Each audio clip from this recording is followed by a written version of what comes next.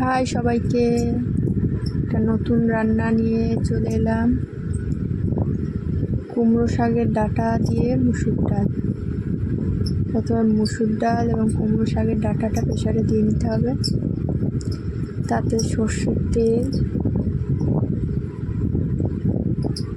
দিয়ে, নুন দিয়ে, একটু জল দিয়ে একটা সিটি মেরে নামিয়ে নিয়ে যখন প্রেসারের ঢাকনিটা খুলে যাবে নিজের ইচ্ছা, তখন তাতে পাতাগুলো দিয়ে দিতে হবে, দিয়ে আবারও ঢাকনা চাপা দিয়ে দিতে হবে। এবার একটা কড়াইতে সর্ষের তেল, তেজপাতা, পাঁচফোড়ন, পেঁয়াজ, কাঁচা লঙ্কা দিয়ে ভালো করে লাল লাল করে ভেজে নিতে হবে।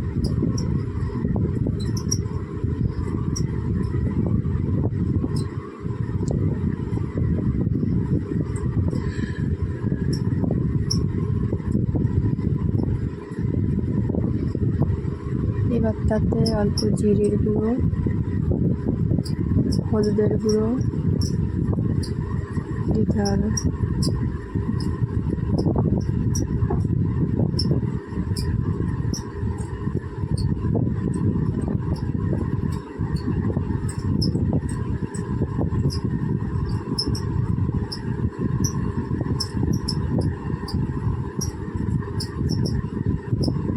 আপনারা পারলে লঙ্কার গুঁড়ো দিতে পারেন, আমরা ঝাল কম খাই তাই জন্য দিইনি। তারপরে ডালটার মধ্যে দিয়ে ভালো করে নাড়াচাড়া করে ঢাকনা চাপা দিয়ে ফুটিয়ে নেব। হয়ে যাবে কুমড়ো শাকের ডাঁটা দিয়ে মুসুর ডাল।